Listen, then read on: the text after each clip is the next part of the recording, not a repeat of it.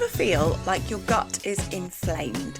This is a common complaint of people I work with. You feel really sensitive to everything you eat. There could be quite high levels of pain and you just struggle to digest your food. But is it actually inflammation or something else going on inside your digestion? In this week's episode of The Inside Knowledge, I'm going to talk about gut inflammation and IBS and what we actually mean when we talk about inflammation. What kind of markers would your doctor maybe test for? And I'll also be sharing some things about the role of diet, your gut microbiome and lifestyle and what they can have on inflammation.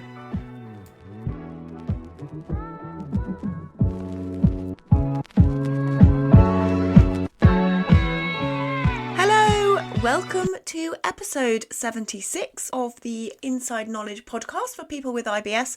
I'm Anna Mapson. The reason we're all so worried about inflammation all the time is that there's a lot of misinformation out there. So a lot of social media posts will suggest that gut inflammation is the cause of your problems and we all have to reduce inflammatory foods. You've probably heard me say before, there are no things as inflammatory foods. It's all about dietary pattern overall.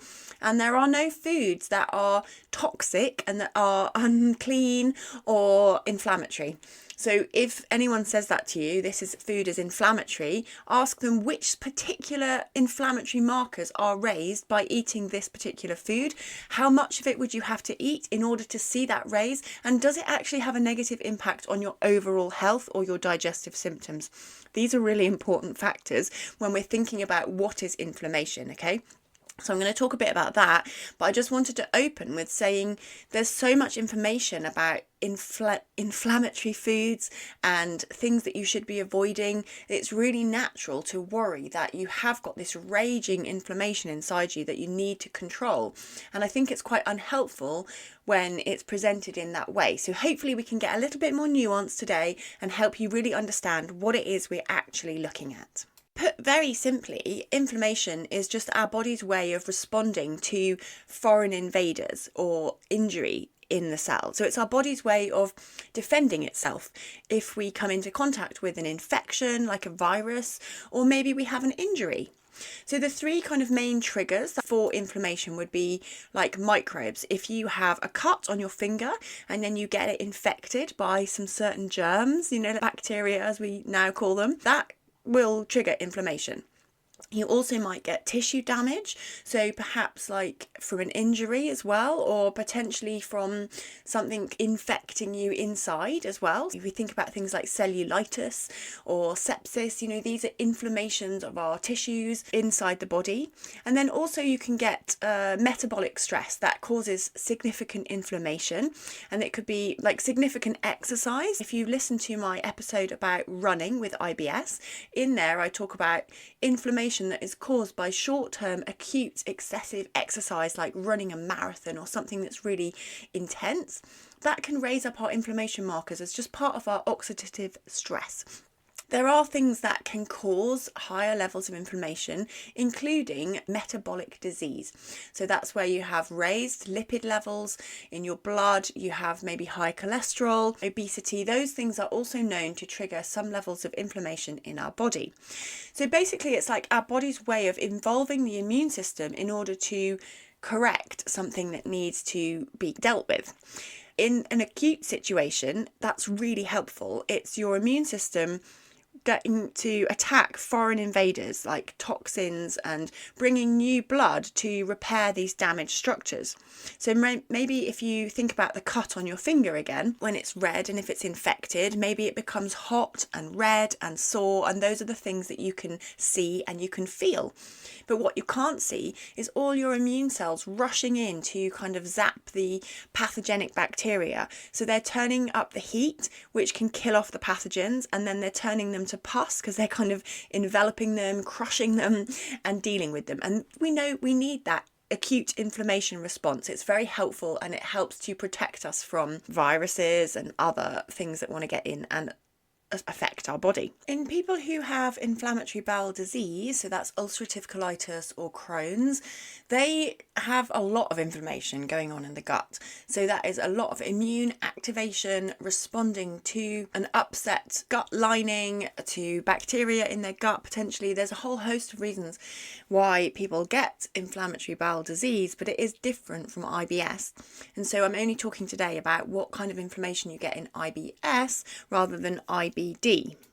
For years, people have thought that IBS is purely functional, meaning that there is no markers and no signs of disease, but there are a few studies that show that some immune markers may be raised, and we can talk a bit about what they are, but overall, generally, you will not see raised inflammation markers in people who have IBS, or they might be very mild compared to people who have IBD. It's very different. Some of the ways we would measure inflammation in the gut include blood tests, stool tests, and also using cameras to go in and look at the state of your intestines.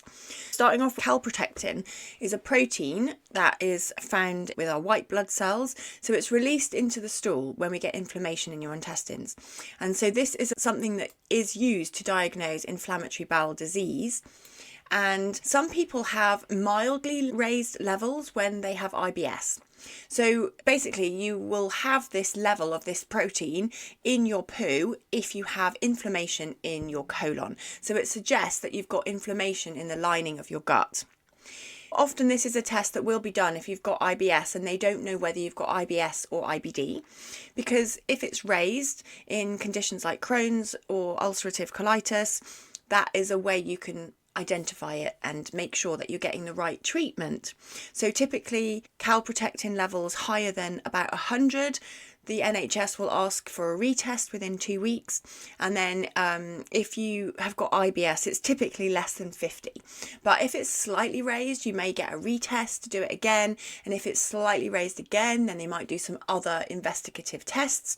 But generally, people can have up to a level of about 50 micrograms per gram of calprotectin, and it wouldn't necessarily indicate that you've got inflammation that needs treating with medication, but it could just show there's some sort of disruption in your digestive system. The one slight difference with that is if you have microscopic colitis, which is a slightly different form of IBD, you don't often get high calprotectin levels in your poo, and so sometimes it can be missed. And I have worked with people who have gone on to have that diagnosed, but at first they had a calprotectin test which showed it was normal and they didn't have raised levels, but then in further tests they had a diagnosis of microscopic colitis from a doctor. That's a stool test. Another test that you can get is C-reactive protein, which is a blood test. So this is not a specific gut inflammation marker like the fecal calprotectin, but it shows that you have got some kind of infection or inflammation in your body, and sometimes your doctor will measure this. So CRP, or C-reactive protein, is produced in your liver when you have some kind of inflammation. Sometimes people with IBS may have mildly elevated levels, but again, it doesn't necessarily mean you need anti-inflammatory medication. It just may show that there is some sort of mild disruption. It's typically higher in people who have IBS-D in the small amount of studies that have shown a link between CRP and IBS. So it doesn't tell you where the inflammation is, but it can be part of the way your doctor puts together a picture about whether there is inflammation in your digestive tract. And if you're doing a blood test anyway, then sometimes they can just measure the blood for this as well. Another sort of blood test that your doctor may want to do is a full blood count. So this will be looking at, amongst other things, your white blood cells. These are often raised, the neutrophils, eosinophils. These are raised when you have an acute infection or inflammation. So this is a good indication whether your immune system is activated. Also, sometimes they will look at like platelets or your red blood cells just to see what else might be going on. because sometimes you can have knock-on impact of ongoing high levels of inflammation in the gut on your ability to digest and absorb key nutrients. So this is part of the picture that your doctor might want to put together to look at inflammation patterns in your body. It would also be helpful to look for blood in your stools. This is called a FIT test, which stands for fecal immunochemical test, and it's basically looking for hidden blood. So they do a small poo sample and it will check whether there's any tiny particles of blood in the poo. Often you don't see them, and this very microscopic particles of blood could indicate that there's bleeding within the colon or even higher up. And so it's just checking that you don't have any hidden bleeding. So that's another stool test that can be done by your doctor and is really helpful for ruling out inflammation. And then if some of those tests indicate that there could be potentially some kind of inflammation, you might get a camera inside you. So whether that is going down your throat into your stomach, looking for inflammation, or up your bottom looking into your colon, so a colonoscopy, or the other one's called a gastroscopy. They are looking at the lining of your digestive tract. Sometimes they'll take a little biopsy as well, so take a very small piece and send that off to see if there's any immune activation there. But also they can just see with the camera a lot of the time whether there is inflammation in the lining of your digestive tract. So those would be some of the main tests that your doctor might do to look for inflammation based on the symptoms that you're describing. If we think about why this immune activation might even be there, so if you do have a low level of inflammation, how did it get there? What is causing it, and what can you do about it? Sometimes it can be down to foods that you're eating that are triggering an immune response, and it's not an allergy. As I spoke about on the previous episode 75, about food intolerance testing, there are ways that you can get an immune activation that doesn't necessarily mean you've got a food intolerance. Think about the IgG antibodies. That is down to food tolerance, not intolerance. What we need to work out is, are there particular foods that are causing you to have a reaction that could be created by your immune system? So this might be removing something, a key trigger from your diet, something like the FODMAP diet, where we're taking out a lot of foods. You may also want to trial a strict diet of gluten-free, maybe, or even dairy-free. Those three options are different. However, I say that with a big caveat that gluten is not necessarily an inflammatory food, and I know there's so much misinformation about it. There really is no clear evidence that eating gluten-containing foods raises your inflammation markers. Now, there is a study that actually only just came out a few months ago, so in August 2024, that showed that people who have non-celiac wheat sensitivity, so this was particular to wheat rather than gluten, but they showed that they had a raised calprotectin level of up to 41. So remember, like I said, below 50 is not considered to be worth treating. However, obviously the people are still getting symptoms. They're getting diarrhea or pain or abdominal gas and all of those things. We still want to treat your symptoms, but you don't need medication to manage the inflammation by dampening down your immune system, for example.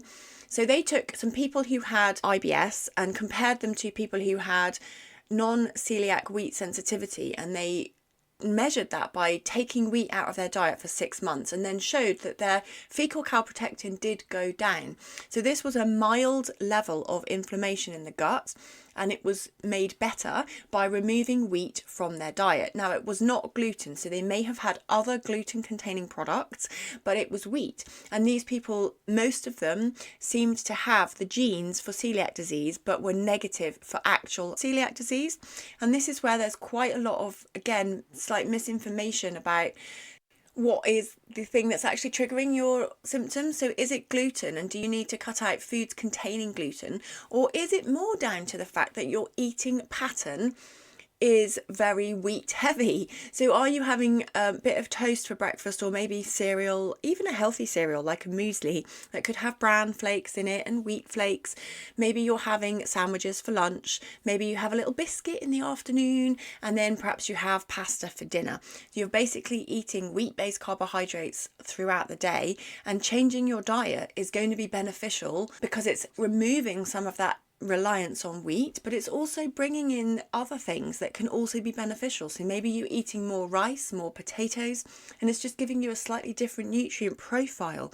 So really important when we think about inflammation is one food is generally not the cause of it. But I did mention that study because I thought it was quite interesting, showing that where there is a mild level of inflammation, it is worth seeking out what the cause could be. So yes, it may be down to your eating pattern, and I mention wheat, but it could also be low levels of other foods like FODMAPs that are triggering a kind of response. We know that it gives our body a break by removing some of those foods that are constantly drawing in water, creating gas, extra fermentation. Like when you can give your body a little break from all of that for a few months and then bring all the foods back in again, sometimes people feel it really does improve their digestion. So even if you don't find a particular trigger through the FODMAP diet process, you can sometimes really get some benefit. When I talk about an overall inflammatory diet pattern, I'm talking about high levels of saturated fats, low levels of fibre, low levels of fruits and vegetables. So a typical diet like that would be someone who ate a lot of processed packaged food, very low levels of fresh fruit, or even frozen fruits or vegetables. So you're not getting much fibre, you're not getting many key vitamins and nutrients, eating quite a lot of saturated fats and fast food, which is typically high in energy density, low in nutrient density, burgers, pizzas, or ready meals that are packaged up, maybe high levels of salt and sugar. That as an overall dietary pattern, if that's the majority of foods you're eating, then yes, there is a connection between dietary patterns and inflammation markers in our body. But one of those particular foods is not enough to be called inflammatory. If you have one pizza, that's not inflammatory. If you have one session where you have lots of ice cream and some sweets, that's not inflammatory. And FODMAPs themselves aren't inflammatory. So we're talking about dietary patterns rather than particular foods. If you have a bacterial overgrowth in your small intestine, or you have what's sometimes termed dysbiosis in your large intestine, which is a collection of bacteria that are commonly associated with poor gut symptoms, such as pain or erratic bowel movements, maybe constipation or diarrhea, there are bacteria that are more associated with those kind of things. And we know generally changing your gut bacteria over time is reliant on your diet. So yes, you can take probiotics or prebiotics that feed good bacteria, but the majority of actions that are going to be long lasting in terms of improving your overall microbiome is about diet, and it's eating more fibres, eating a good range of fruits and vegetables, and lots of diversity, and keeping yourself healthy. So that picture is about your overall dietary pattern that is helpful, and one of the reasons it's helpful is because it helps your gut bacteria. So sometimes inflammation can be triggered by bacteria or parasites or infections in your digestive tract. So it might be talking about SIBO, that's the overgrowth of microbes in your small intestine, or maybe it's in your large intestine. That can activate your immune system as well. And because if you think about it, your immune system is trying to get rid of these bacteria that it knows is not good. And it can do that for bacteria that are in the gut. If there's a collection of bacteria that we might term as pathogenic or infectious, then you may have this low level of infection as your immune system is constantly trying to deal with the bacteria that are there that are deemed unhelpful. So your immune system's always on the go, always trying to get rid of it. And some of the process of getting rid of the infectious bacteria is creating redness, creating soreness, and it can also trigger your nervous system. And so this is why we can get visceral hypersensitivity, because the nerve endings in our gut are often really tightly wound up with our immune system cells, and so when they're on high alert, it can also trigger nerve response and you can feel that pain much more intensely. This episode has tried to explain what the actual markers are that you could be looking at, some of the reasons why we might get low level of chronic inflammation in IBS, because what we actually find is that majority of IBS will prove negative for all of these inflammation responses. And actually, if you do find high levels of inflammation in one of these tests with your doctor, then you can get that treated. This would indicate that there's something else going on, that it's not IBS, because IBS doesn't typically have high levels of any of these inflammation markers. So it might be reassuring to get all these negative tests all the time, but in reality, it always leads you back to, what am I going to do about it now? And where am I going to go? What should I eat? What should I do in order to feel better? Because having a negative test that comes back and says, yep, there's no inflammation, you're all fine, it might be reassuring in a way that you know there's nothing more serious going on, but it still leaves you in a position where you don't really know what to do about it. So if you're in that position right now and you're stuck and not knowing where to go, then get in touch with me.